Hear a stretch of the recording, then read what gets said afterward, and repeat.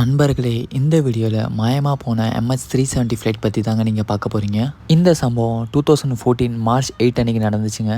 இந்த ஃப்ளைட்டோட ரூட்டிங் பார்த்தீங்கன்னா கோலாலம்பூர்லேருந்து பீஜிங் போகிற ஃப்ளைட்டுங்க இது. இந்த ஃப்ளைட்டில் 227 பேசஞ்சரும் 12 க்ரூ மெம்பர்ஸும் இருந்திருக்காங்க இந்த ஃப்ளைட்டில். இந்த ஃப்ளைட்டு டேக் ஆஃப் ஆகி 40 மினிட்ஸில் வியட்நாம் ஏர் ஸ்பேஸ்க்குள்ளே போனதுக்கப்புறமேட்டு கேப்டன்ட்டேருந்து ஒரு அனௌன்ஸ்மெண்ட் வந்திருக்கு. குட் நைட் அப்படின்னு மட்டும்தாங்க வந்திருக்கு. அதுக்கப்புறமேட்டு ஃப்ளைட்டு வேனிஷ் ஆகிடுச்சுங்க. ஏடிசி காண்டாக்ட் பண்ண ட்ரை பண்ணியும் இந்த ஃப்ளைட்டால் காண்டாக்ட் பண்ண முடியலங்க. அதுக்கப்புறம் இந்தியன் ஓஷன் கிராஸ் பண்ணும்போது இந்த ஃப்ளைட் ரேடார்லேருந்தே மறைஞ்சிருச்சு. அதுக்கப்புறம் நெக்ஸ்ட் டே மார்ச் 9 அன்றைக்கி ராயல் மலேசியன் விமானப்படை அந்தமான் சைடில் எங்கேயாவது ஃப்ளைட்டு விழுந்திருக்கா அப்படின்னு சர்ச் பண்ணி பார்த்துருக்காங்கங்க. எல்லா ஆஸ்பெக்ட்ஸ்லேருந்தும் ஃப்ளைட்டை சர்ச் பண்ணி பார்த்ததுல எதுவுமே கிடைக்கலன்னு இந்த ஃப்ளைட் ஆக்சிடென்ட் ஆகிடுச்சு, இருக்கிறவங்க எல்லாமே இறந்துட்டாங்க அப்படின்னு சொல்லி அனௌன்ஸ் பண்ணிட்டாங்க. லாஸ்ட் இயர் அமெரிக்காவில் இருக்க ஒரு ஓஷன் இன்ஃபினிட்டின்னு ஒரு கம்பெனி MH370 ஃப்ளைட் பற்றி நாங்கள் கண்டுபிடிக்கிறோம் அப்படின்னு மலேசியாட்ட ரெக்வஸ்ட் பண்ணியிருக்காங்க. அவங்களும் அதை அக்செப்ட் பண்ணிட்டு ஆனால் ஒரு கண்டிஷன் போட்டிருக்காங்க. சர்ச் பண்ணுற காஸ்ட் எல்லாமே உங்களோடது, இன்கேஸ் நீங்கள் கண்டுபிடிச்சா மட்டும்தான் நாங்கள் அதை தருவோம் அப்படின்னு சொல்லியிருக்காங்க.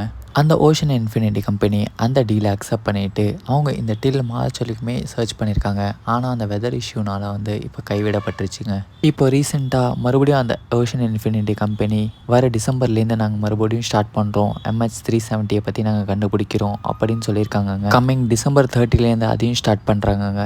இன்கேஸ் இவங்க அதை கண்டுபிடிச்சிட்டாங்கன்னா இந்தியன் ருபீஸில் 630 crores ஓஷன் இன்ஃபினிட்டி கம்பெனிக்கு மலேசியா தரதா சொல்லியிருக்காங்கங்க. இந்த ப்ராஜெக்ட்க்கு ஓஷன் இன்ஃபினிட்டி கம்பெனிலேருந்து ஸ்கெடியூல் பண்ண டேஸ் பார்த்தீங்கன்னா 55 டேஸுங்க. இந்தியன் ஓஷன் ஃபுல்லாகவே சர்ச் பண்ணி பார்க்க போகிறாங்க. நீங்கள் இந்த ஃப்ளைட் கேஸ் பற்றி என்ன நினைக்கிறீங்க? கமெண்ட் செக்ஷனில் சொல்லிட்டு போங்க.